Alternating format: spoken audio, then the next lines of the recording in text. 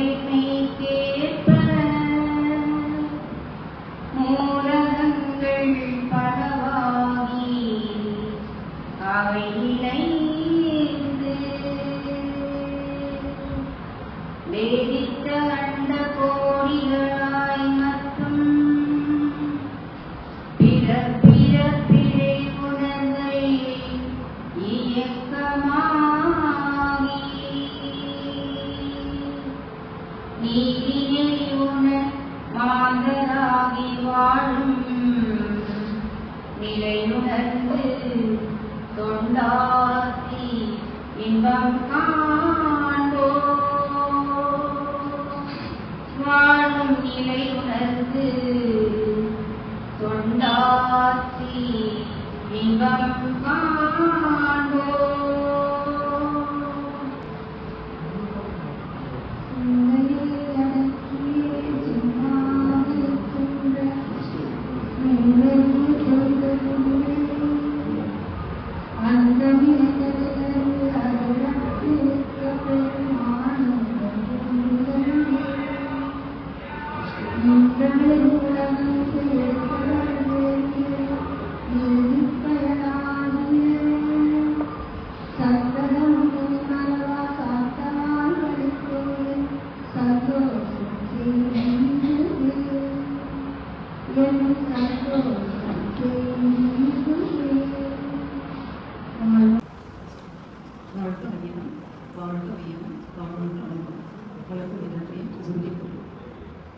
நாம் அமர்ந்துள்ள இடத்தை சுற்றிலும் நல்ல தெய்வீக ஆற்றலே இறங்கின. நாம் அமர்ந்துள்ள இடத்தை சுற்றிலும் நல்ல தெய்வீக ஆற்றலே இறங்கின. நாம் அமர்ந்துள்ள இடத்தை சுற்றிலும் நல்ல தெய்வீக ஆற்றலே இறங்கின. அருட்பேராற்றல் உடலிலே உயிரிலே அலை அலையாக பாய்வதை உணர்கிறோம். அருட்பேராற்றல் உடலிலே உயிரிலே அலை அலையாக பாய்வதை உணர்கிறோம். அருட்பேராற்றல் உடலிலே உயிரிலே அலை அலையாக பாய்வதை உணர்கிறோம். அருட்பேராற்றல் இரவும் பகலும் எல்லா நேரங்களிலும் எல்லா இடங்களிலும் எல்லா தொழில்களிலும் உறுதுணையாகவும் பாதுகாப்பாகவும் வழி நடத்துவதாகவும் அமையுமாக. அன்னைக்கு வணக்கம், தந்தைக்கு வணக்கம், ஆசான் அருட்தந்தை வேதாத்ரி மகரிஷி அவர்களுக்கு வணக்கம். தவம் துரியம் தொடக்கம் ஆகியவை.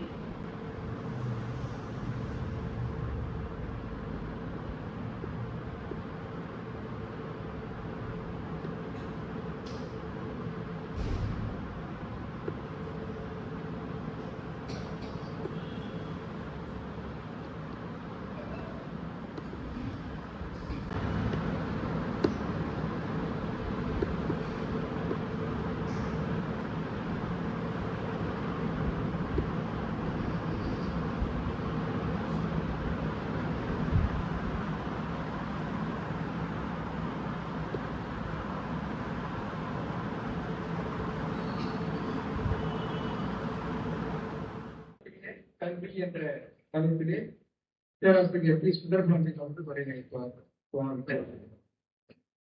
வாழ்க வையகம், வாழ்க வையகம், வாழ்க வளமுடன். குரு வாழ்க, குருவே துணை. மேடை வீட்டிற்கு சான்றோர் பெருமக்கள் உட்பட அனைத்து மெய்ய அன்பர்களுக்கும் இனிய மாலை வணக்கத்தையும் வாழ்க வளமுடன் என்ற வாழ்த்துக்களையும் புத்தாண்டு வாழ்த்துக்களையும் தனியுடன் தெரிவித்துக் கொள்கிறோம். அரசர்களுக்கு அந்த நாட்டில் மட்டும்தான் சிறப்பு, கற்றோருக்கு சென்றவிடமெல்லாம் சிறப்பு. ஏன்னு சொன்னா அந்த கல்வி செல்வமானது தீயினாலேயோ அல்லது நீரினாலோ அல்லது கல்வர்களாலேயோ அழிக்க இயலாது. அதனால்தான் கற்கை நன்றே பிச்சை புரிதும் கற்கை நன்றேன்னு சொல்ற வேண்டும். அது மட்டும் இல்ல, உட்குழி உலகிலும் உண்டொரு கொடுத்தும் பிச்சைகளை செய்யாது கற்றல் நன்றேன்னு புறநாகம். அதனால்தான் நம்ம கல்விதான் செல்வம் தான் சிறந்த செல்வம். 1000 செல்வங்கள் இருந்தார்.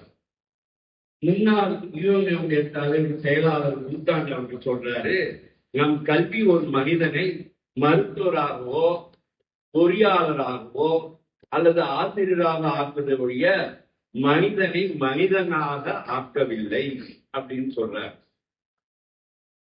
டாக்டர் ராதாகிருஷ்ணன் என்ன சொல்றாருன்னா, முழுமையான கல்வி என்பது நுண்ணறிவு பயிற்சியோடு கலந்த மன தூய்மையும் ஆன்மீக நெறிகளையும் கற்பிப்பதாக இருக்க வேண்டும்.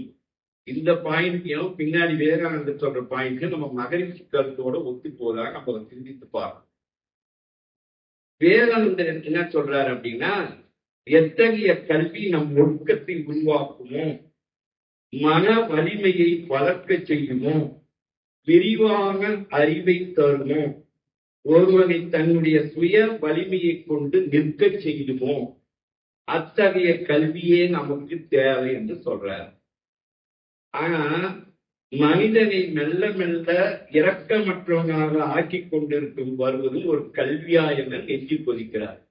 அதனால்தான் அப்பே சொன்னாங்க, பாரதி சொன்னா, நெஞ்சி பொறுப்பதில்லையே நிலைகட்ட மாந்தரை நினைத்தால் நெஞ்சி பொறுப்பதில்லையேன்னு சொன்னாங்க. ஏன்னா இப்போ 9th 10th 11th பசங்க ஐடி ஃபீல்டு இருக்கிறவங்க வாழ்கின்ற முறை ஒழுக்க பிளர்வு நிறைந்த செயல். 4 பசங்க பையனை கொலை பண்ணி 4 பேர் ரீல்ஸ் போடுறாங்க. அப்ப அவனுக்கு எந்த மாதிரியான கல்வி இருக்கும்? அதனால்தான் மாரல் இன்ஸ்ட்ரக்ஷன் இருந்தது போய் இப்ப இல்லாம போயிடுச்சு. மகிழ்ச்சி என்ன சொல்றாரு அப்படின்னு சொல்லி சொன்னா, ஒரு மனிதன் வாழ்க்கை துன்பங்களை போக்கிக் கொள்ளக்கூடிய நுண்ணறிவு பயிற்சியோடு 5 வகை கடமைகளை நிறைவாக ஆற்றவும், பொருட்களில் நிறைவு பெற்று இயற்கையை உணர்ந்து மதித்து நடக்கவும், ஒழுக்கம் கடமை ஈகை என்ற 3ம் இணைந்த அறநெறி வாழ்ந்து அதன்படி வலுவான் என்று வாழவும் ஏற்ற கல்வியே உண்மையான கல்வின்னு சொல்றாரு. இதிலே எல்லாமே அடங்கியிருக்கின்றன. அப்போ மனிதனுள்ளே உரைத்திருக்கும் தெய்வீக ஆற்றலை வெளிக்கொணர்ந்து மனித மதிப்பின் ஹியூமன் வேல்யூஸ் உயர்த்தி மனப்பிரிவை தருகின்றதோ அதுவே முறையான கல்வியாகும் சொல்றாங்க. அதனால்தான் கல்வி எனில் எழுத்து, தொழில், ஒழுக்கம், ஞானம், கற்பதும் கற்ற பின்பு வழுவாது நிற்பதும் அப்படின்னு சொல்லிட்டு மகரிஷி சொல்றார். 4 வகையான கல்வி. அதுதான் திருவள்ளுவர் சொல்றார் அந்த காலத்திலேயே, கற்க கசடர கற்பவை கற்ற பின் நிற்க அதற்கு தர அப்படின்னு சொல்லி சொல்றார். அப்ப எழுத்தறிவுனா என்ன? ஒரு மொழியை படிக்கவும் எழுதவும் தெரிந்து கொள்ளுதல். தொழில் அறிவு என்றால் ஒரு பாடப்பிரிவில் ஏதாவது ஒரு தொழிலை செய்து முன்னேற வேண்டும். அதனாலதான் கைத்தொழில் ஒன்றை கற்றுக்கொள், கவலை உணர்வுகளை ஒத்துக்கொள் அப்படின்னு சொல்லி சொல்றாங்க. இயற்கை தத்துவ அறிவு என்பது இயற்கையின் ரகசியத்தை பற்றி தெரிந்து கொள்ளல், அதன் அழகை ரசித்தல். ஒழுக்க பழக்கங்கள்னா என்ன அப்படின்னா, கல்வினா இயற்கை விதி வாழ்க்கையின் நோக்கத்தை புரிந்து தன்னுடன் மட்டுமன்றி அனைவருடன் ஒத்தும் உதவியும் வாழ்தல். அதுதான் ஒழுக்க பழக்க கல்வி. அப்ப ஆரம்பத்துல என்ன செய்யணும்? தொடக்கப்பள்ளி, உயர்நிலை பள்ளி, மேல்நிலை பள்ளி, கல்லூரிகள்ல படிப்பு கற்றுக் கொடுக்கணும் பிள்ளைகளுக்கு. அந்த படிப்பு முற்றவங்க அனைவரும் கண்டிப்பாக 1 வருடம் இராணுவ பயிற்சி மேற்கொள்ள வேண்டும். ஏன் மேற்கொள்ளணும் அப்படின்னு சொல்லி சொன்னா, அவங்க என்ன செய்வாங்க அப்படின்னு சொன்னா, ஒழுக்கம் மற்றும் அறிவு சார்ந்த சமூக வாழ்க்கைக்கு ஒத்து போகவும், அதே மாதிரி டீம் ஸ்பிரிட், நெருக்கடி நேரத்தில் ஒரே பிரிவில் அனைவரும் ஒத்து போக செய்யும். அப்போ ராணுவத்துல செய்யணும், சேர்த்து ஒரு வருஷமாவது ட்ரைனிங் கொடுக்கும். அதுக்கு மேல ஆராய்ச்சி படிப்பு, ஏதாவது ஒரு பாடத்திட்டம் எடுத்து அவரவர் விருப்பத்துக்கு ஏற்ப ஆராய்ச்சி பண்ணலாம். இப்ப நம்ம யோகாவில் பிஹெச்டி ஆராய்ச்சி செய்யறாங்க, நிறைய பேர் இருக்காங்க. திருவண்ணாமலை நிறைய இருக்காங்க, வேலூர்லயும் நிறைய பேர் இருக்காங்க. அப்போ இந்த அறிவு வந்து அந்த ஆராய்ச்சி முடிச்சவங்க இந்த அறிவை நம்முடைய சொந்த நாட்டிற்கு பயன்படுத்த வேண்டும். அப்போ ஒழுக்க பழக்க கல்விதான் நம்மளுடைய மனவள கலை. அந்த மனவள கலை கல்வி மட்டுமில்ல, இந்த வாழ்க்கை கல்வி. வாழ்க்கை கல்வி மட்டுமில்ல, பண்பாட்டு கல்வி. பண்பாட்டு கல்வி மட்டுமில்ல, ஆன்மீக கல்வி. அதனால வந்து நம்ம இந்த மனவளக்கலை பயின்றாலே போதும்.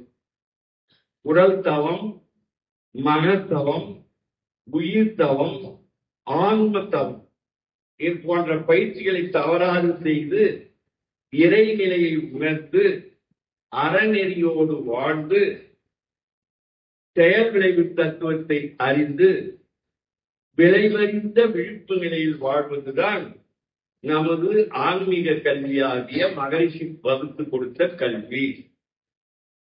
இதனால என்ன பிரயோஜனம் அப்படின்னா, அன்பும் கருணையும் கிடைக்கும். அன்பும் கருணை வச்சு என்னையா செய்யுது? ஒத்துழையும் வாழலாம். அட்ஜஸ்ட்மெண்ட் இல்லை அப்படின்னா, ஹெல்பிங் டெண்டன்சி இல்லைன்னா பிரயோஜனமே இல்லை. கல்வினால என்ன கிடைக்கும்? கல்வினால வேலை கிடைக்கும், சம்பாதிக்கலாம், அதுதான் நம்ம நோக்கமா இருக்கு. அறிவு கிடைக்கும்.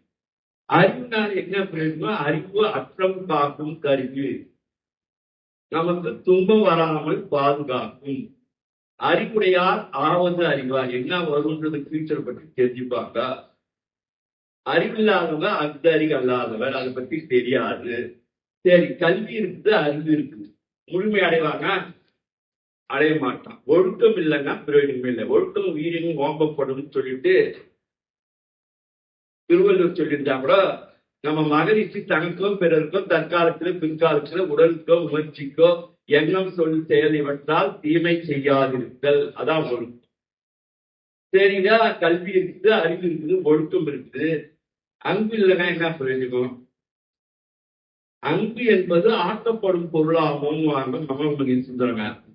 அப்போ அன்பெனும் பிடியில் அகப்படும் மலை என்று வள்ளலார் சொல்றாரு. அன்பு என்ன பண்றாங்க? அன்புடையார் எல்லாத்தையும் மற்றவங்களுக்கு கொடுப்பாங்க. என்புடையன்னு சொல்றாங்க. ஆனா அன்பு இல்லாதவங்க என்ன செல்வம் இருந்தாலும் அது பிரயோஜனம் இல்லை. அதனால நம்ம என்ன விதைக்கிறோமோ அதுதான் கிடைக்கும். What you so so will you ரீப். திணை விதைத்தவன் திணை அறுப்பான், திணை விதைத்தவன் திணை அறுப்பான்.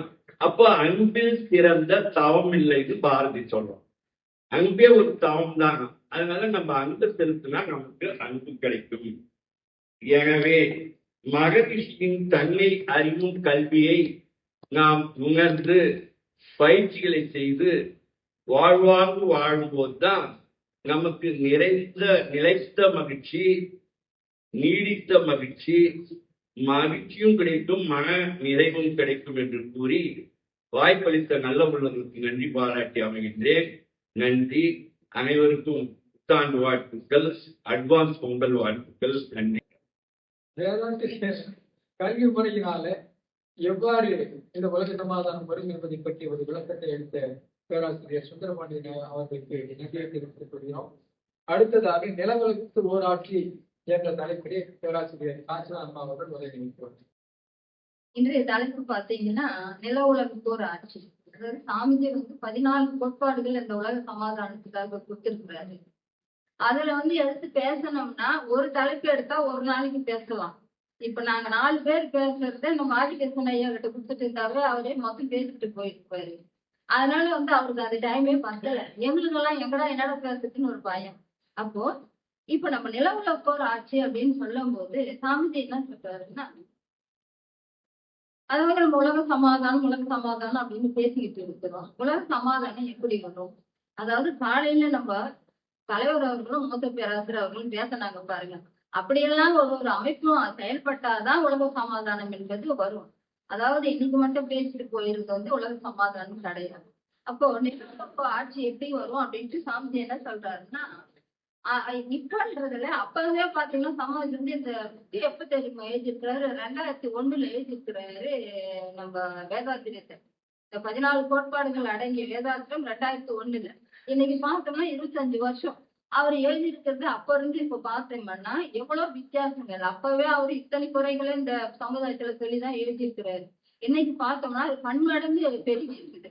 ஒரு சமுதாயத்தினுடைய காரணத்தாலதான் ஒரு தனி மனிதன் வந்து குற்றவாளியாக ஆக்கப்படுகிறான் அப்படின்னு சொல்றாரு. அவன் குற்றவாளியாகவும் இருக்கிறான் அப்படின்றாரு. அப்போ அவனெல்லாம் எப்படி திருத்துவான்? அதுக்கு ஒரு ஆட்சி முறை வேணும். அப்ப அந்த ஆட்சி முறை எங்க இருக்குன்னா ஒரு கவர்மெண்ட் தான் அதை திருத்தணும். அப்படி பார்த்தோம்னா அந்த கவர்மெண்ட் எடுத்துன்னா அங்க இருக்கிறவங்க பார்த்தீங்கன்னா அவன் 1008 ஊழல் பண்ணி அவன் மேல 1008 குற்றங்கள் இதுல இருக்கு, கோர்ட்ல இருக்கு. அப்ப யாரு திருத்தணுமோ அவங்களே வந்து திருந்தாத அப்படி இருக்கிறவங்க எப்படி இந்த சமுதாயத்தை திருத்த முடியும்? ஒரு மனிதனுடைய இயல்பான ஒரு வாழ்க்கையை பார்த்தோம்னா 2 தவறுகள் இருக்கும். ஒண்ணு வந்து என்ன பண்ணுவாங்க, தடுமாற்றம். இன்னொன்னு வந்து தடமாற்றம் அப்படின்னு சொல்லுவாங்க. இந்த தடுமாற்றம் அப்படின்றது எந்த ஒரு பொருளையுமே நம்ம தெரிஞ்சுக்காது. அதாவது என்னன்னா அதுல நம்மளுடைய விஷயத்தை தெரிஞ்சுக்காம அப்ப அதை வந்து நம்ம ஆராய்ச்சி பண்ணும்போது அது என்னன்னா தடமாற்றமா தான் இருக்கும். ஒரு நீச்சல் தெரிஞ்சவன பணத்துல போட்டா நீச்சி வந்துருவான். தெரியாதல தூக்கி போட்டா என்ன பண்ணுவான், தடம் மாதிரி அது உள்ளதான் போய் விழுந்துரும். அப்போ அதுல வந்து ஒரு தடமாற்றம். அதே தடுமாற்றம் தடமாற்றம் அப்படின்றது வந்து என்னன்னா, நான் ஒரு பெங்களூர் வண்டியில ஏறி உக்காந்துக்கிட்டேன், நான் மைசூருக்கு போனோம்னு சொன்னா அந்த வண்டி போகுமா? அப்படி கிடையாது. அது வந்து தடமாற்றம் அப்படின்னு சொல்லுவாங்க. நம்ம வாழ்க்கையில அப்படிதான் நம்ம சில விஷயங்கள் நடத்திக்கிட்டு இருக்கிறோம். அந்த மாதிரி தடமாற்றம் ஏற்படாம இருக்கிறதுக்கு அதுக்கு வந்து ஒரு சாமி என்ன சொல்றாருன்னா, தட்டி கேட்கறதுக்கு இது மாதிரி ஒரு அமைப்பு வந்து இருக்கணும். அந்த காலத்தெல்லாம் பாத்தீங்கன்னா கிராமத்துல பாத்தீங்கன்னா ஏதாவது ஒரு தவறு நடக்கும். அதை வந்து என்ன சொல்லுவாங்கன்னா, அந்த 4 பேர் கூடுவாங்க, அவங்களே அதை வந்து சரி பண்ணிடுவாங்க. அங்க வந்து ஒரு சென்னையில ஒரு கூட்டம் இருக்கும், இல்ல நாட்டாமை அப்படின்னு சொல்லுவாங்க. அப்ப அதுக்கெல்லாம் மாறி அதுக்கப்புறம் என்னாச்சு, ஊராட்சின்னு வந்துச்சு, நகராட்சின்னு வந்துச்சு, அப்புறமா சட்டமன்றம். இப்ப நிறைய வந்தது.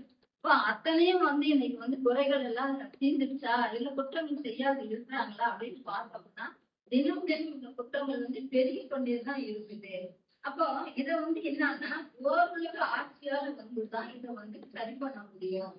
அப்போ அதுக்குள்ளாக என்ன பண்றாங்கன்னா, இதையெல்லாம் தெரியும், எல்லா அறிஞர்களுக்கும் தெரிஞ்சு அவங்க என்ன பண்றாங்கன்னா ஐநா சபைன்ற ஒரு ஐக்கிய நாடுகள் சபையை உருவாக்குறாங்க. அப்ப அந்த ஐக்கிய நாடுகள் சபையை உருவாக்கின பிறகு இதையெல்லாம் நீக்கிட முடியுமா அப்படின்னு பாத்தீங்கன்னா, அந்த ஐநா சபையிலே பாத்தீங்கன்னா பல ஓட்டைகள். ஐநா சபையில் உருவாக்குறாங்க. அதுக்கு என்ன அப்படின்னு பார்த்தோம்னா அது கொஞ்சம் சில திட்டம், அதாவது அதனுடைய என்ன சொல்றது, அதனுடைய சட்டங்கள் வந்து சரியாக இல்லை ஐநா சபையில. அதாவது எந்த நாட்டுல பிரச்சனை இருந்தாலும் அது சரி பண்ணக்கூடியதாக இருக்கணும் அப்படின்றதுதான் ஐநா சபையை வந்து உருவாக்குறாங்க. ஆனா அங்க பாத்தீங்கன்னா எதையுமே பண்றது கிடையாது. பாத்தீங்கன்னா பல்லு கொஞ்சம் பாம்பு மாதிரி, பாம்பு பார்த்தா நம்ம தான் பண்ணிட்டு தவிர அது கடைசியா ஒன்னா வரும். அது மாதிரி ஐநா சபைக்கு ஒரு பெரிய ஒரு முக்கியத்துவம் கொடுத்தாங்க தவிர அந்த ஐநா சபையில வந்து உலக மக்கள் எதுவுமே அது எந்த ஒரு நாட்டையும் மாற்ற முடியாது. அவங்க என்ன பண்ற அப்படின்னு பாத்தீங்கன்னா, அதாவது இப்ப பார்த்தோம்னா இன்னைக்கே நம்மளுக்கு இந்த காலகட்டத்துல எத்தனை போர்கள் நடந்துட்டு இருக்கு. நம்ம கண் முன்னாடியே பார்க்கிறோம். எத்தனையோ ஒரு 3-4 ஆண்டுகளாக இந்த போர்கள் நடந்துட்டு தான் இருக்கு. இதை யார் வந்து சரி செய்யறாங்க? அவங்க என்ன பண்றாங்க, இந்த நாட்டு போர்களை ஹெல்ப் பண்றாங்க, அந்த நாட்டு போர்களை ஹெல்ப் பண்றாங்க. இதைதான் வந்து வேடிக்கை பார்த்துட்டு இருக்குது ஐநா சபை அப்படின்றது பார்த்தோம்னா. இதுல வந்து ஐநா சபையினுடைய பெரிய ஒரு டிராபிக் என்ன அப்படின்னு பாத்தீங்கன்னா, அவருக்கு வந்து எதையுமே வந்து கல்லுக்கும் பாம்பு மாதிரி இருக்கிறதுனால அதுக்கு வந்து ஒரு பெரிய ஓட்டை அப்படின்னு சொல்றாரு சாமி. இவங்க என்ன பண்றாங்க அப்படின்னு பாத்தீங்கன்னா, இந்த போர் தளவாடங்கள், போர் அணிகள் அப்படின்னு சொல்லுவாங்க இல்லையா, அதையெல்லாம் எந்தெந்த நாடு வந்து உற்பத்தி பண்றானோ அந்த உற்பத்தி பண்ற நாட்டுக்கு வீட்டோ பவர் என்ற ஒரு சட்டத்தை கொடுத்துடுறாங்க. அதாவது வீட்டோ பவர், அதாவது ரத்துரிமை, அந்த ரத்துரிமை அவங்க கொடுத்துடுறாங்க. அப்போ அதனால அவன் என்ன பண்றான், அந்த மக்கள் வந்து பெரிய கோடி கோடியா சம்பாதிக்கிறதுக்கு தான் பாக்குறாங்க தவிர அவனால வேற எதுவுமே செய்ய முடியல. அதனாலதான் அந்த ஐநா சபை ஒரு பெரிய ஓட்டை இருக்குது சாமி சொல்றாரு. அதுக்கு ஒரு வழி இருக்குதுன்னு அதையும் சொல்றாரு சாமி. அதாவது செக்யூரிட்டி கவுன்சில், அந்த வந்து நம்ம பாதுகாப்பு சட்டம் அப்படின்னாங்க, அதை நம்ம பயன்படுத்தணும். அதை பயன்படுத்தி நாம வந்து என்ன பண்ணலாம், இந்த உலக ஆட்சியை வந்து சரி பண்ண முடியும். அந்த உலகத்துல இருக்கு இப்ப 5 நாடுகள் மட்டும் இருக்குது இல்லைங்களா, அதை வந்து உலக நாடுகள் அனைத்தையுமே ஒன்னா சேர்த்து அதை வந்து அந்த பாதுகாப்பு எல்லாருக்கும் அந்த ஐநா சபைக்கு கிடைச்சிச்சுன்னா இந்த போர் தளவாடங்கள் என்பது அந்த மறுநாளே நிறுத்திடுவாங்கன்னு சொல்றாரு சாமிஜி. ஏன்னா எல்லா நாடுகளும் வந்து ஐநா சபை கீழே வந்துடுச்சுன்னு வச்சுக்கோங்க, அவன் யாரு போய் போறது எதுக்கு எடுத்து போறாங்க. இப்போ ஐயா சொன்ன மாதிரி அது வந்து என்னன்னா யாருக்குமே அது தேவை கிடையாது இல்லைங்களா, எந்த நாட்டை கைப்பற்றுறதோ எதுவுமே அவங்களுக்கு அவசியம் கிடையாது. அதனால வந்து அது வந்து தேவை கிடையாது. அந்த கவுன்சில் மூலமாக எல்லையெல்லாம் நம்ம ஒன்னா சேர்த்துட்ட பிறகு அப்ப வந்து அந்த நாடுகள் எல்லாமே சுபிட்சமா இருக்கும். இதை வந்து யார் செய்யணும் அப்படின்னா அந்த ஐநா சபை சமைதான் செய்யணும்.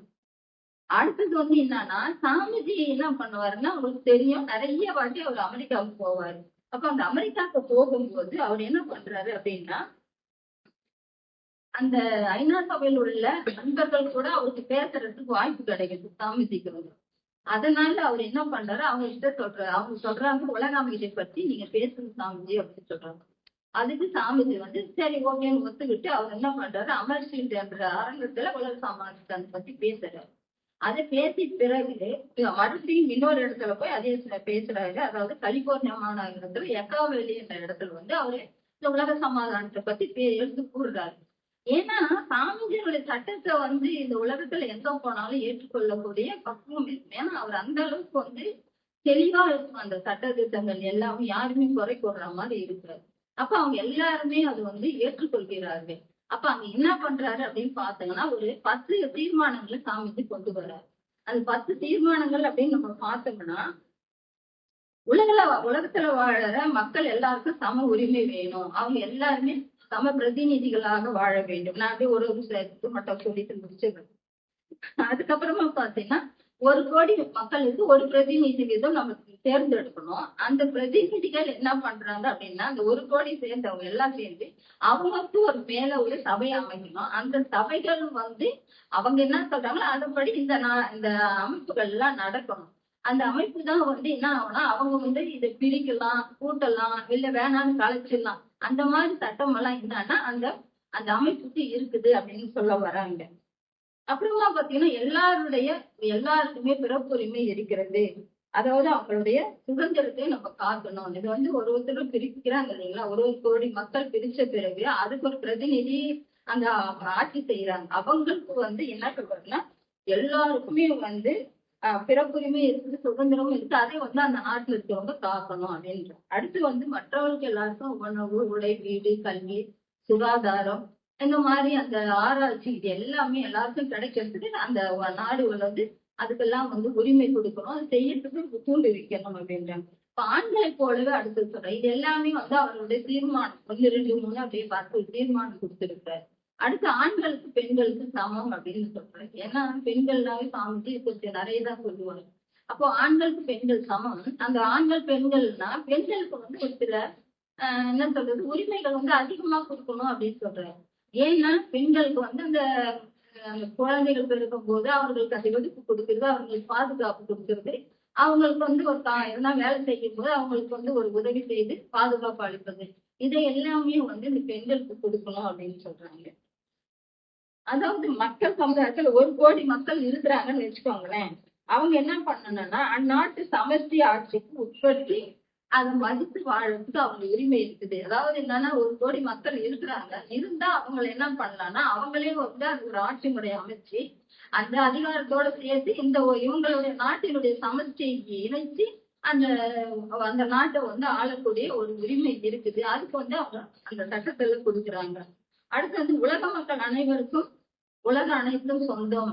அதாவது எந்த நாட்டுக்கும் யார் வேணா போகலாம், எங்க போயும் எல்லாரும் சந்தோஷமா இருக்கலாம், யாருக்குமே அதுல வந்து தடை கிடையாது. இப்ப பாத்தீங்கன்னா இந்த நில உலக ஒரு ஆட்சியில பார்த்தோம்னா யாருக்குமே எந்த பிரச்சனையுமே இருக்காது. இப்ப பாத்தீங்கன்னா விசா வாங்கணும், அது வாங்கணும், இது வாங்கணும்னுட்டு நம்ம என்ன பண்றோம், அந்த இதுக்கு ஆபீஸ்க்கு எல்லாம் போய் 1 மாசம் 2 மாசம் 6 மாசம் இதுக்கு அதுக்கு போகலாம். அப்ப அது மாதிரிலாம் கிடையாது. எந்த நாட்டுக்கும்னா இப்ப எப்படி பஸ்ல டிக்கெட் இருக்கு அது மாதிரி வந்து நம்ம பிளைட்ல வந்து எல்லா நாட்டுக்கும் போகலாம். அதுல வந்து ஏதாவது ஒரு பிரச்சனை வந்துச்சுன்னா ஏதாவது ஒரு மக்கள் நலத்துக்காக அந்த அதிகாரத்துல இருக்கிற அந்த அரசு அமைப்பு தான் வந்து இதுல தலையிட்டு அவங்களுக்கு என்ன தேவையோ அதை சரி செஞ்சு இருக்கலாம். மற்றபடி அவங்களுக்கு எதுவுமே துன்பம் கிடையாது. அதுல வந்து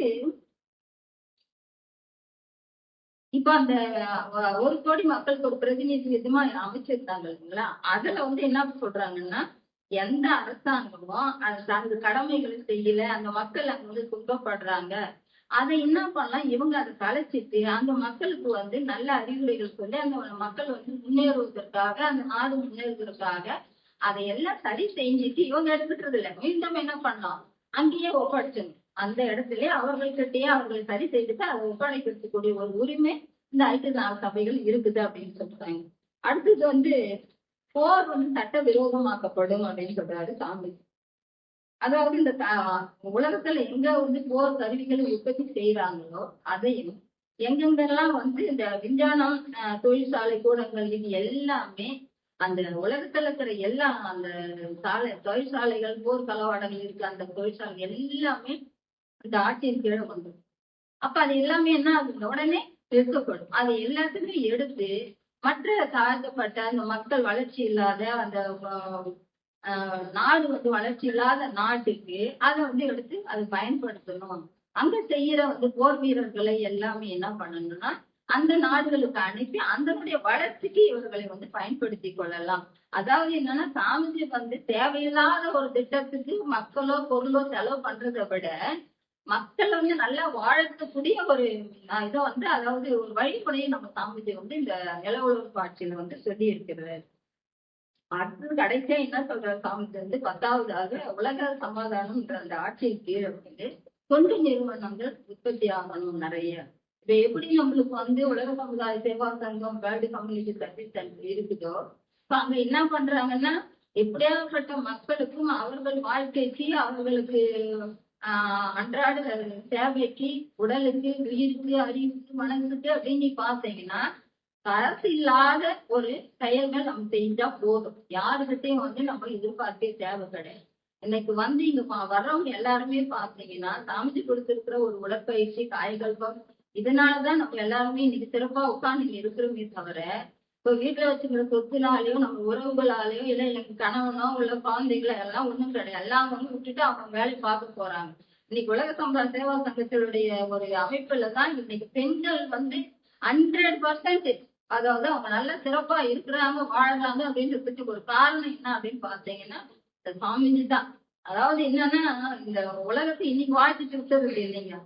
டெய்லி எழுந்ததுமே காலையில வாயை திறந்துட்டு வாழ்க வையகம் வாழ்க வரங்க, அதுதான் நம்ம டெய்லி சொல்ல வேண்டியது.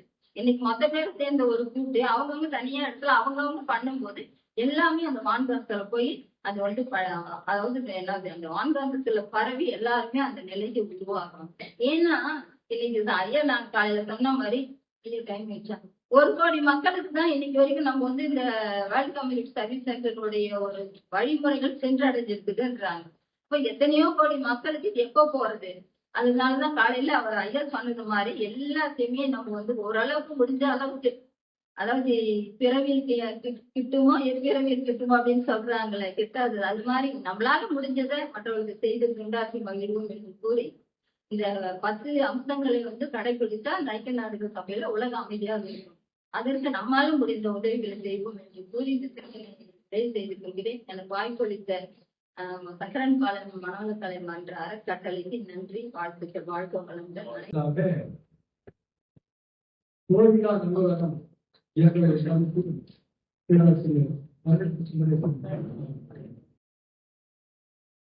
வாழ்க வையகம், வாழ்க வையகம், வாழ்க வளங்கள்.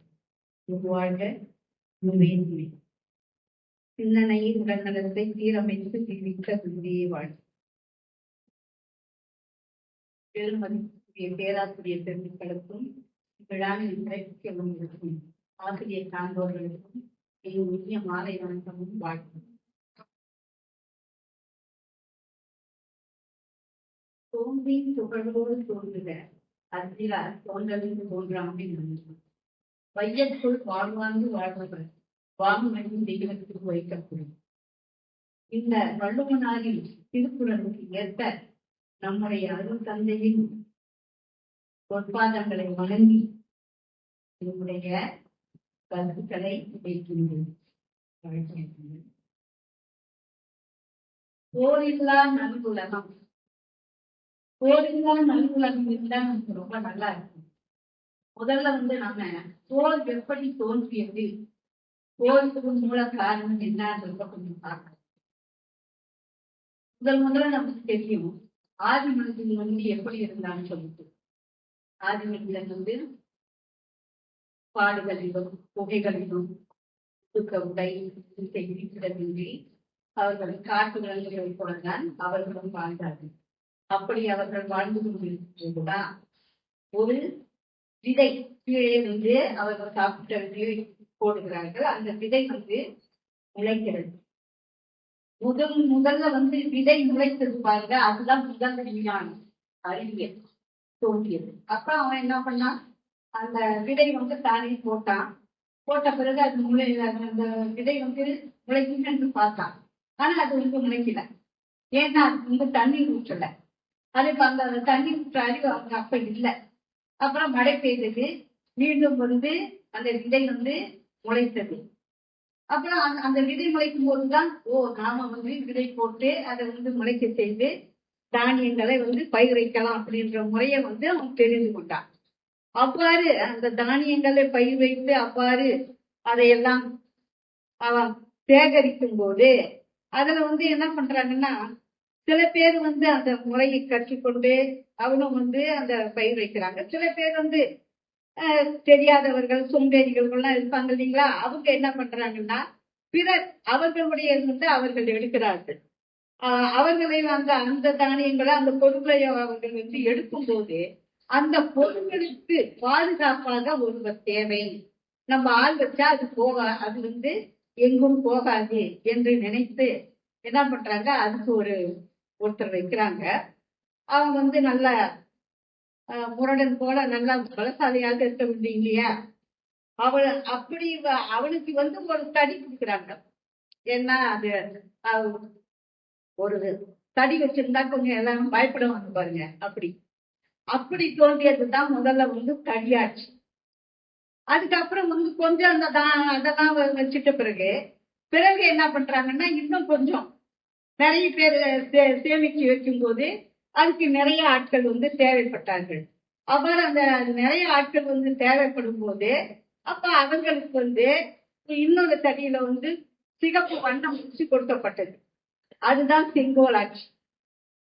அப்புறம் வந்து நமக்கு தெரியும் அது அந்த மாதிரி வழி வழியாக வந்த பிறகு அவர்களிடையே வந்து பாருங்க, நிறைய பேர் வந்து பல தெய்வங்கள், அப்புறம் பல மதங்கள் இல்லையா, இனங்கள் எல்லாம் குழுக்களாக அவர்கள் வந்து பிரிந்து அவ்வாறு இருக்கும்போது அவர்களுடைய இடையே வந்து பூசல்கள் ஏற்படுகின்றன.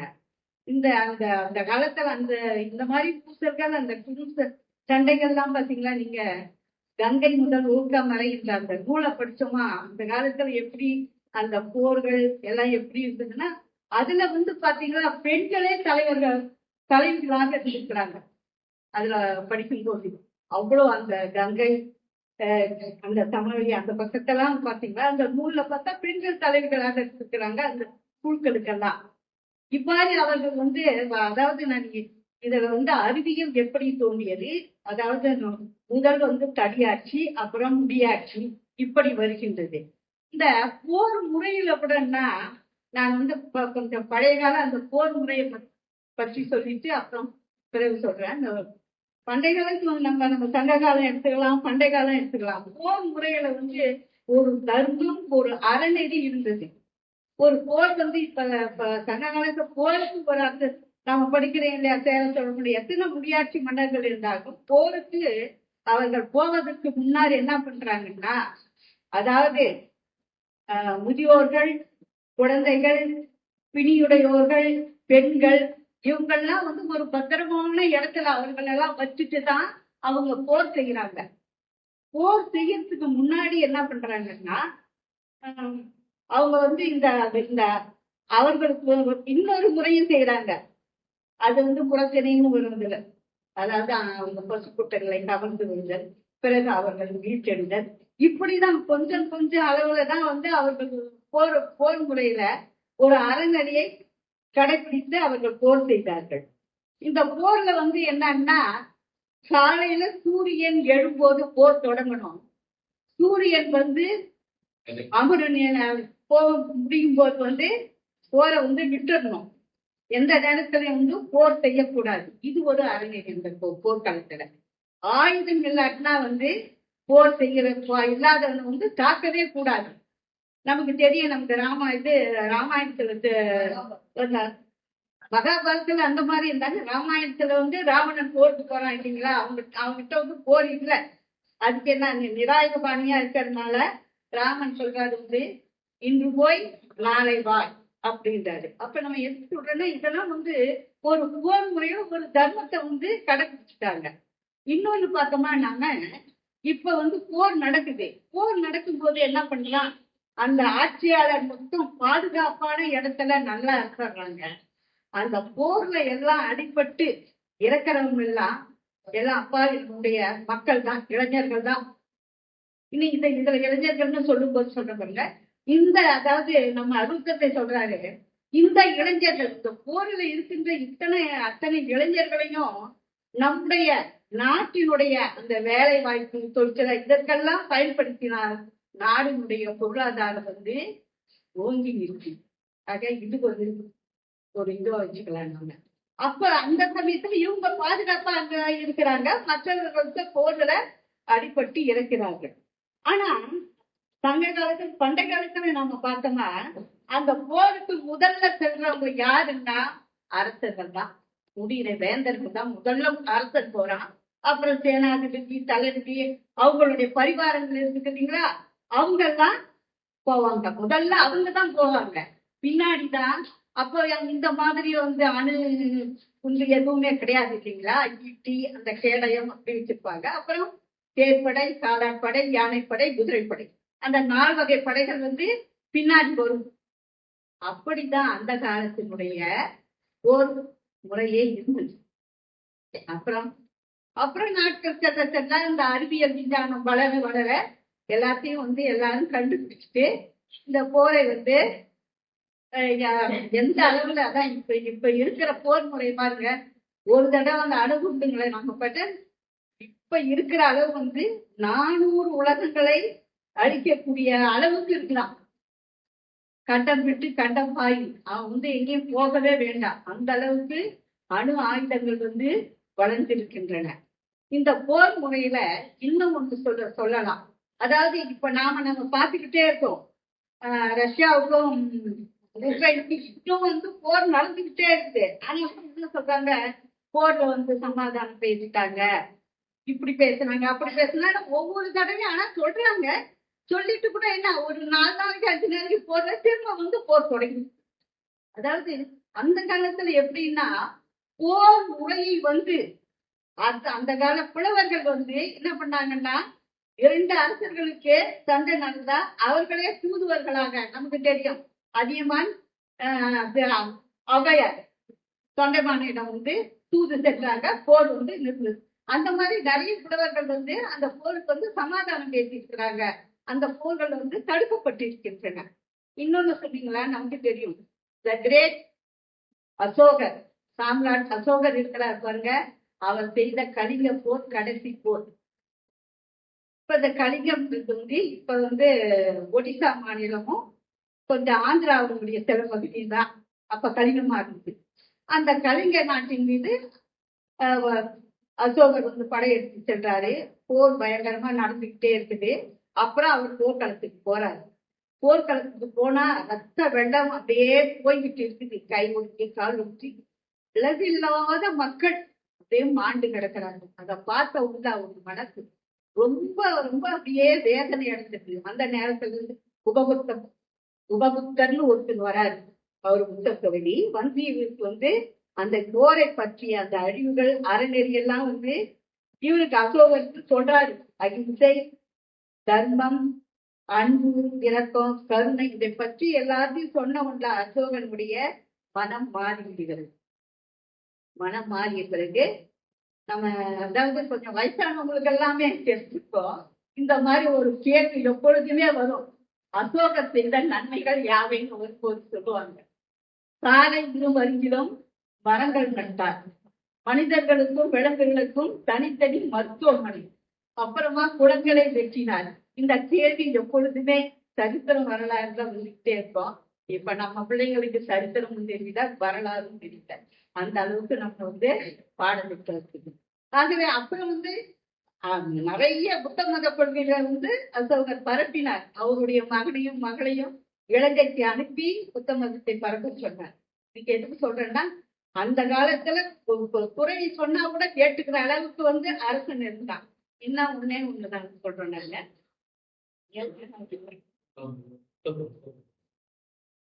அதாவது சிறை கோட்டத்தை அறக்கோட்டமாக்கிய காதை, இது மணிமேகலையில 19வது காதையா வருது. மணிமேகலை உங்களுக்கு தெரியும், 50 காப்பியங்களை மணிமேகலை ஒண்ணு. அந்த மணிமேகலை தன் கையில இருக்கிற அமுத சுரபியில எல்லாருக்கும் உணவு கொடுக்குறாங்க. அமுத எடுக்க எடுக்க உணவு குறையவே குறையாது. அப்படிப்பட்ட அந்த அமுத சுரபியில சிறைச்சாலையில போய் எல்லாருக்கும் உணவு கொடுக்குறாங்க. இந்த அமுத சுரபி அது அந்த மணிமேகலை காயத்தண்டிகை உருவத்துல இருக்கிறாங்க. அங்க இருக்கிற சிறைக்காவலர் எல்லாம் போய் சொல்றாங்க, இந்த மாதிரி ஒரு பெண் எல்லாருக்கும் உணவு கொடுத்துக்கிட்டே இருக்கிறாங்க ஐயா அப்படின்னு சொல்லிட்டு அரசனுக்கு சொல்லும் போது, யார் இந்த பெண் அழைத்து வாருங்கள் அப்படின்னு சொல்றாங்க. நீ யார் என்று கேட்கும் போது, நான் ஒரு இந்தியன் மக்கள் தான் சொல்றாங்க. அப்புறம் இந்த பாத்திரம் எப்படின்னா, இந்த மாதிரி எனக்கு கிடைச்சது ஒரு மணிமேகலா தெய்வத்தின் வழியாக இந்த பாத்திரத்தை பெற்றேன்னு கேட்காது. அது நமக்கு வேண்டாம், அதுல இருந்து நான் உணவு கொடுக்கிறேன்றாங்க. அப்ப உனக்கு என்ன வேணும் அப்படின்னு போது, அப்ப மணிமேகலை சொல்றாங்க, இந்த சிறை கோட்டத்துல எல்லாம் அறக்கோட்டம் மாத்துங்க அப்படின்னு சொல்றாங்க. அதே மாதிரி அந்த அரசன் என்ன பண்றாங்க, சிறையில உள்ளவங்க எல்லாம் விடுதலை செய்து எல்லாரையும் அறவழியில நடத்துகின்றாங்க. ஆகவே அத்தகைய அந்த போர் முறை அந்த காலத்துல அவ்வளவு அப்படி இருந்தது.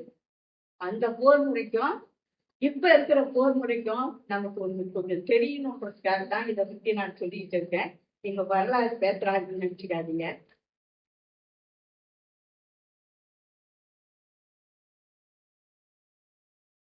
இந்த உலகத்துல நாம எல்லாம் பிறக்கின்றோம். அப்ப பிறக்கும் போது பாருங்க, நம்ம எல்லோருக்கும் ஒரு காட்சி இல்லைங்களா? நாம் எல்லோருக்கும் தண்ணீர் ஊற்றி நமக்கு எல்லோருக்கும் ஒரே சூரியன் தான் வெளிச்சம் கொடுக்கும். இதுல ஏதாவது நாம செய்தோமா? எதுவுமே நாம செய்யல. எல்லாமே இறையாற்றலால் படைக்கப்பட்டது. அந்த இறையாற்றல் எல்லா இயற்கை வளங்களையும் நமக்கு கொடுத்துட்டு தான் மனிதனை அளித்தது. இதுல மனித இழப்பு இருக்குது, பொருள் சேதம் இருக்குது, வறுமை இருக்குது, நோய் இருக்குது. இப்பெல்லாம் வரும்போது போரில்லா நல்லுலகத்தை கொண்டு வரணும்னு சொல்லிட்டு தான் 14 திட்டம். நீங்க பாருங்க, இதுல எல்லாமே உடனே ஒன்று மட்டும் வந்தாதான். அந்த 14 திட்டங்களையும் படிப்படியாக கொண்டுட்டு வந்தாதான் போர் இல்லாத ஒரு நல்லுலகத்தை நாம் காண முடியும். அதற்காகவே நமது அருட்தந்தை வேதாத்திரி மகரிஷி அவர்கள் வேதாத்திரியம் இல்லையா, இந்த மனவளக்கலை என்ற வித்தை இந்த உலகிற்கு கொடுத்துள்ளார். கட்டாயம் இந்த வித்து உலகெங்கும் பரவி இருக்கிறது. இது இப்ப மரமாகி விட்டது, அதைதான் சொல்லணும் நாம. ஆகவேதான் இது கட்டாயம் போரில்லா நல்லுலகம் கட்டாயம் ஒரு நம்முடைய கனவெல்லாம் ஒரு நாள் இனமா இருக்கும். என்ன சொல்றாங்க, ஒவ்வொரு நாளும் நாம தவம் பண்ணும் போது ரஷ்யா உக்ரைன் போர் நிக்கணும், அது கட்டாயம் முடிவுக்கு வரணும்னே நம்ம வாழ்த்தணும் அப்படின்றாங்க. ஆகவே நாம் போரில்லா நல்லுலகத்தை விரைவிலே காண்போம் என்று எனக்கு வாய்ப்பினை கொடுத்த நம்முடைய பேராசிரியர் பெருமக்களுக்கும் அன்போடு என்னுடைய இந்த கருத்துக்களை கேட்டிருந்த உங்களுக்கும் என்னுடைய நன்றியை சொல்லி முடிக்கின்றேன். வாழ்க வளமுடன்.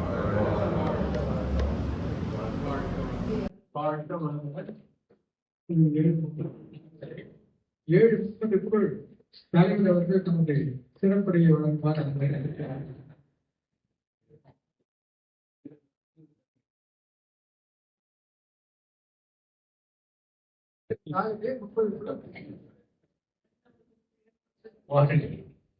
வாழ்க வையகம், வாழ்க வையகம், வாழ்க வளமுடன், வளர்க வேதாத்திரியம், குருவே துணை.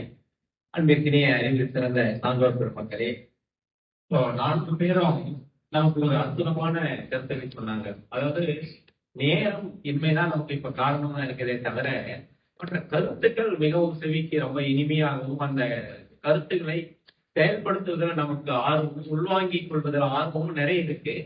அப்படி நமக்கு முதல்ல பேசினது நம்மளுடைய முதுநிலை பேராசிரியர் ஆதிகேசன் ஐயா. இந்த உலக சமாதானம் என்ற புத்தகத்தை முழுவதுமாக கரைத்து கொடுத்தவர் அவர். 200 பாடலும் தெரியும் அவர். 200 பாடம் சொல்லி உங்களுக்கு விளக்கணும்னா எவ்வளவு நேரம் ஆகும்? ஒரு மாசம் கிளாஸ் அவர் ஃபுல்லா காலையிலிருந்து சாயங்காலத்துக்கு கொடுத்தாதான் அதை விளக்க முடியும். ஏன்னா ஒரு பாடலை 1/2 நாள் பேசலாம். அவ்வளவு கருத்து இருக்கு. ஒவ்வொரு பாடலையும் அருட்தந்தை அவர்கள் எழுதியிருக்காங்க.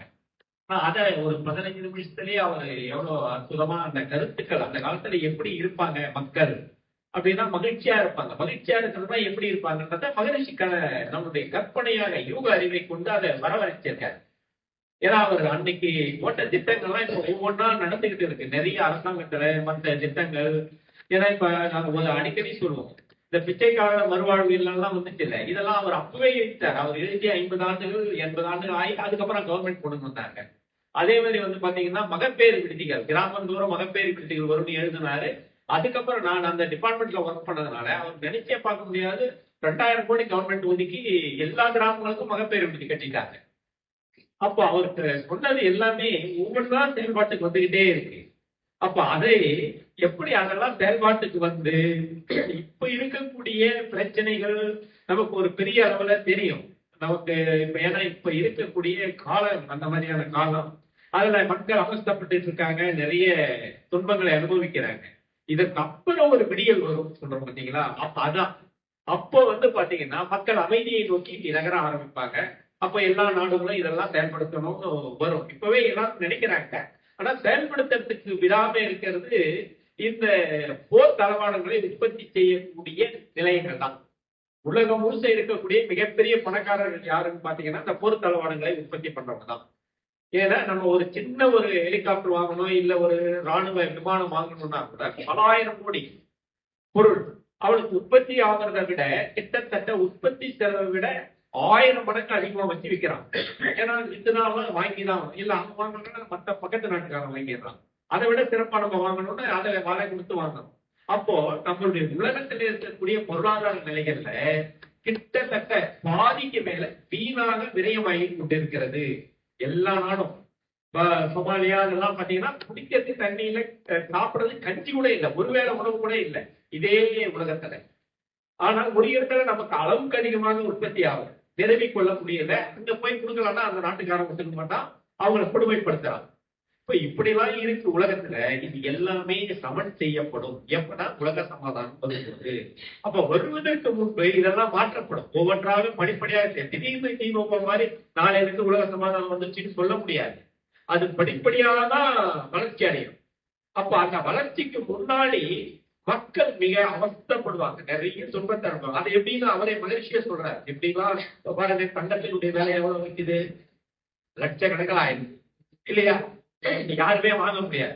ஆனா ஒரு காலத்துல உலக சமாதானம் வரும்போது ஐயா சொன்னார், இல்ல பாடல்ல சொன்னார், என்ன ஆகும், இது கப்பலுக்கு அடித்தளம் பண்ற ஒரு இரும்பு தகடை ஸ்டெயின்லெஸ் ஸ்டீல் எல்லாம் போடுறோம் இல்ல, அதுக்கு பதில் தங்கத்தை யூஸ் பண்ண ஆரம்பிச்சிருவாங்க. அப்ப தங்கத்தை யாருமே அணிய மாட்டாங்க.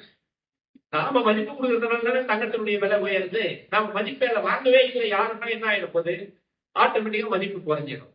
அப்போ அந்த விழிப்பு நிலையை உருவாக்குவதுதான் இந்த உலக சமாதான திட்டம். நீங்க இதெல்லாம் போய் அடிமையாயிடாதீங்க, இதுக்கெல்லாம் ஒரு பழக்கத்தை மாற்றிக்கொள்ளுங்க, இதுல இருந்து விடுபடுங்க அப்படின்னு சொல்றது.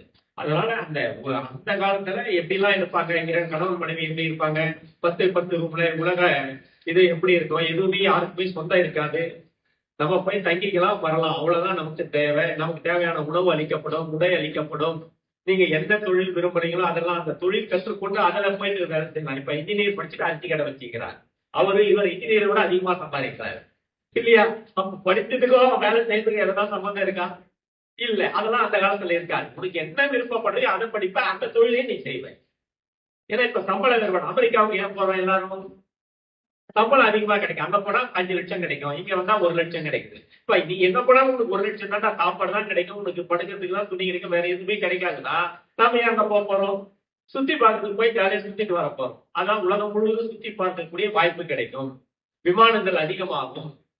நிறைய அந்த வான்வெளி ஆராய்ச்சியில கண்டுபிடிச்சு எல்லாமே இலவசமா போய் வர மாதிரி ஏற்பாடு பண்ணுவாங்க. எல்லாரும் ஒரு டூர் போயிட்டு வர மாதிரி. இப்ப கவர்மெண்ட் எல்லாம் இருக்கு, எல்டிசின்னு சொல்லுவாங்க, லீவ் டிராவலிங் அலோவன்ஸ் சொல்லி concession, leave travelling concession, leave கொடுத்து பணமும் கொடுத்து கவர்மெண்ட்ல அனுப்புறாங்க. இப்ப அது மக்கள் எல்லாருக்குமே கொடுத்துருவாங்க. அப்ப எல்லாரும் நீ போய் சுத்தி பார்த்துட்டு வரலாம் எல்லா நாட்டையும். அப்படின்னா எவ்வளவு வசதியா இருக்கு. ஏழை பணக்காரன் இந்த வித்தியாசம் எல்லாம் இருக்காது. எல்லாருக்கும் ஒரே விமானம், எல்லாரும் நீ எங்க வேணாலும் போகலாம், உலகம் முழுவதும் இயற்கை காட்சிகளை ரசிக்கலாம், எல்லா இடத்துலயும் மகிழ்ச்சியா இருக்கலாம்னு சொன்னா எப்படி இருக்கும்? அது நம்ம கற்பனையில நினைச்சு பார்க்கணும். ஆஹா, நம்ம உழைக்கிற இப்ப இந்த உழைப்பு, நாம சொல்லி கொடுக்கிற மனவளக்கலை, நாம சாதாரணமா சொல்ற உடற்பயிற்சி, சாதாரணமா செய்யக்கூடிய தவம், காயகல்பம், மக்களை மாற்றக்கூடிய முயற்சி என்றோ ஒரு நாள் விடியில் வரப்போகிறது. மக்கள் எல்லாம் மகிழ்ச்சியாக வாழப்போறாங்க. அதற்கான சேவையை நாம செய்யணும். இப்போ நாம தான் தூதுவர்கள் தொடங்கி வச்சிருக்கணும். அப்ப நமக்கு ஆர்வம் வரணுன்றதுக்காக இந்த உலக அமைதி தின விழாலாம் கொண்டாடணும். நம்ம புரிஞ்சுக்கணும் எதற்காக செய்யறோம். நாளைய சமுதாயம் நல்லாக இருப்பதற்காக இன்று விதைக்கிறோம். நாம விதைச்சு அது செடியாகி மரமாகி காய்க்கும் போது நாம ஒருவேளை இருக்க மாட்டோம்.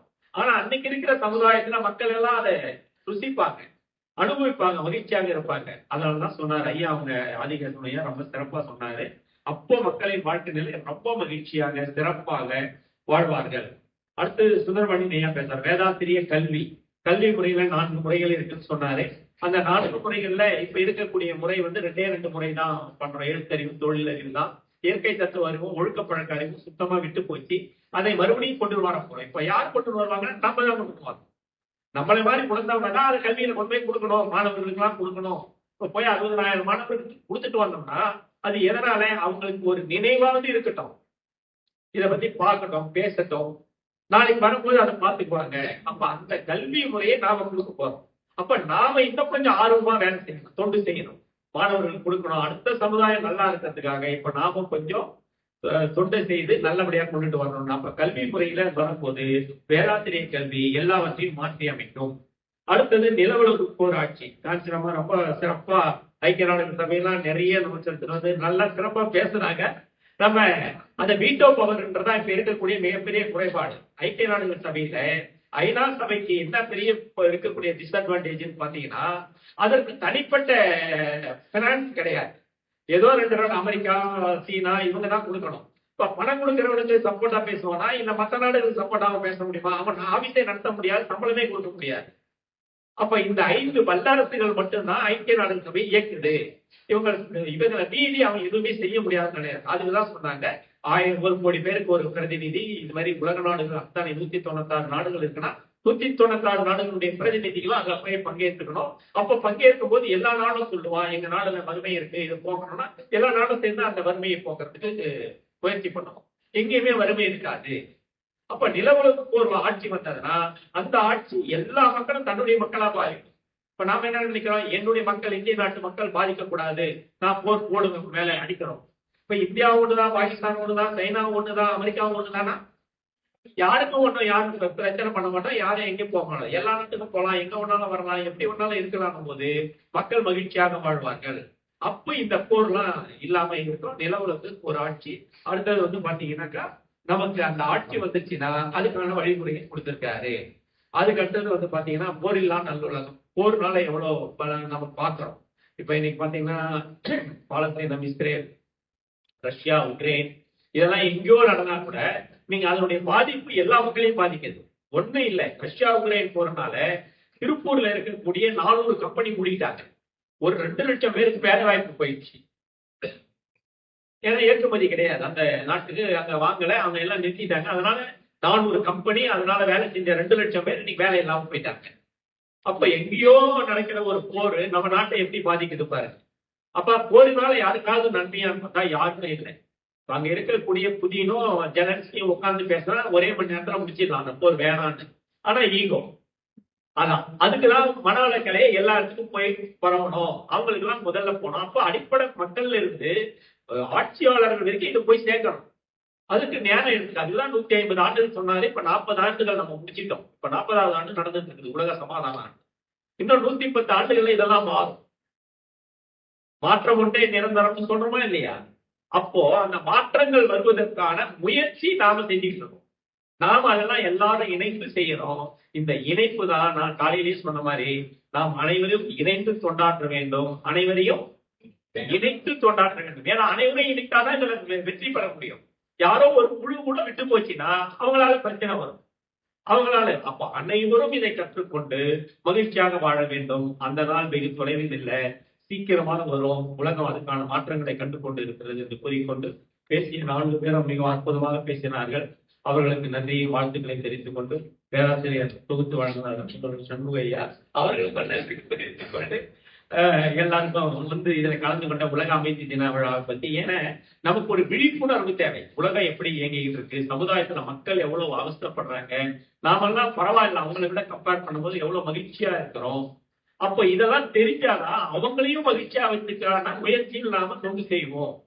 அதற்கான ஒரு ஊக்கத்தை கொடுக்கிறதுதான் உலக அமைதி தின விழா. அருட்தந்தை அவர்கள் எவ்வளவோ அதை தன்னை முழுமையாக ஈடுபடுத்திக் கொண்டு பல நாடுகளுக்கு சென்று ஆராய்ச்சி செய்து ஐக்கிய நாடுகள் சபையில கிட்டத்தட்ட 7 முறை உரையாற்றி இப்படிலாம் பல விஷயங்களை சேகரித்து அந்த நாட்டுக்கான மக்களுக்கான ஒரு நல்ல திட்டத்தை கொடுத்து விட்டு போகிறார்கள். அந்த திட்டத்தை செயல்படுத்துவதற்கான முயற்சி செய்வது மட்டும்தான் நம்ம வேலை. நாம் முயற்சி செய்வோம், வெற்றி அடைவோம் என்று கூறி இந்த சிந்தனையை நிறைவு செய்து கொள்கிறோம். வாழ்க வாழ்க வாழ்க. சிறப்புரையாக வழங்கிய இயக்குநர் அவர்களுக்கு நன்றியை தெரிவித்துக் கொள்கிறோம். விரிவான முறையில் நன்றியை தெரிவித்ததற்காக நம்முடைய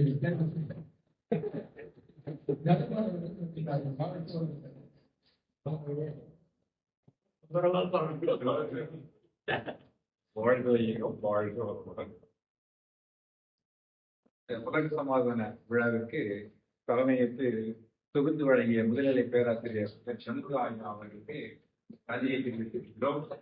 சிறப்புரை வழங்கிய இயக்குனர் மண்டல தலைவர் மற்றும் மண்டலத்தினுடைய தலைவர் பேராசிரியர் ஆர் அபிஷோதி ஐயா அவர்களுக்கும் நன்றியை தெரிவித்துக் கொள்கிறோம். அதுபோல இந்த நிகழ்ச்சியிலே சிறப்புரையாற்றிய முதுநிலை பேராசிரியர் டி ஆதிவாசி ஐயா, பேராசிரியர் சுப்பிரமணியன் ஐயா, பேராசிரியை காஞ்சனா அம்மா, பேராசிரியை தனலட்சுமி அம்மா அவர்களுக்கு எங்களுடைய நன்றியை தெரிவித்திருக்கிறோம். இறைவனுக்கும் பாடிய துணை பேராசிரியர் கலாவதி அவர்களுக்கு நன்றியை தெரிவித்திருக்கிறோம். குருவனுக்கும் பாடிய பேராசிரியர் டி ஜெகதீஸ்வரி அம்மா அவர்களுக்கு நன்றியை தெரிவித்திருக்கிறோம். விவேகானந்த இயக்கிய துணை பேராசிரியர் தேவதி அம்மா அவர்களுக்கு நன்றியை தெரிவித்திருக்கிறோம். என்னுடன் இணைந்து பணியாற்றும் பொறுப்பாசிரியர் டி இளைவன் அவர்களுக்கு என்னுடைய நன்றியை தெரிவித்திருக்கிறோம். காலையில் நாங்கள் நன்றி சொல்ல மாட்டிருக்கோம். எங்க எம்ஓ வகுப்புல சேர்ந்த சில அன்பர்கள் செமஸ்டர் ஃபீஸ் கட்ட முடியல. நாங்கள் சொன்னவனே ஒரு 6000 ரூபாய் கொடுத்து அவங்களுக்கு ஃபீஸ் கட்டத்துக்கு எங்களுக்கு உதவி செய்த KR கலாவதி அம்மா அவர்களுக்கு எங்களுடைய நிதியை கொடுத்து 6000 ரூபாய் கொடுத்தாங்க. அவர்களுக்கு அதனாலதான் இந்த ஃபீஸ் எல்லாம் செமஸ்டர் ஃபீஸ் எல்லாம் உடனே கட்டி அவங்களுக்கு தேவையான புத்தகங்கள்லாம் வாங்கி கொடுத்து கலாவதி அம்மா அவர்களுக்கு எங்களுடைய நன்றியை நாங்கள் தெரிவித்துக் கொடுக்கிறோம். அப்புறம் புதிதாக இணைந்த அறங்காவலர்கள் நம்முடைய குமார் ஐயா 10,000 ரூபாய் கொடுத்து அவர் இறந்தாரு. அதே மாதிரி நம்ம ராஜேஷ் ஐயா இணைந்தாரு. அப்புறம் மருத்துவர் அப்புறம் முரளி ஐயா இணைந்தாங்க. நம்ம ரவி ஐயா இணைந்தாங்க. மோகன் ஐயா இணைந்தாரு. அதுக்கப்புறம் பெரிய அரங்காவலர் தேர்தல் வாங்க அந்த மாதிரி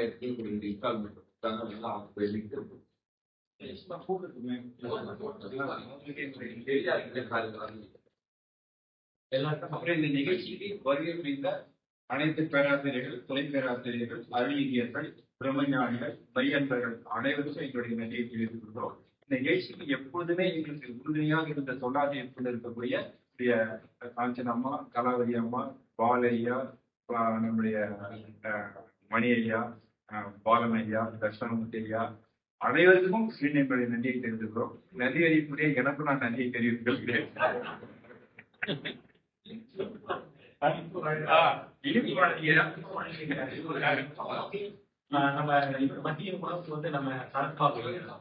மதிய உணவு வழங்குவதற்கு நிதியுதவி வழங்கிய சரத்பாபு ஐயா அவர்களுக்கு எங்களுடைய நன்றியை தெரிவித்துக் கொள்கிறோம். அதுக்கு இப்போ இந்த உலக அமைதிக்காக இனிப்புகள் வாங்கி வந்திருக்கிறாரு.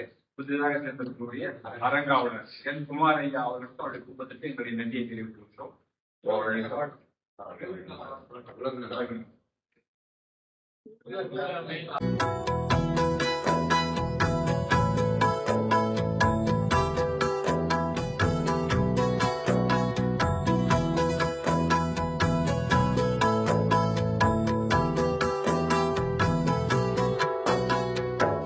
உலகமெல்லாம்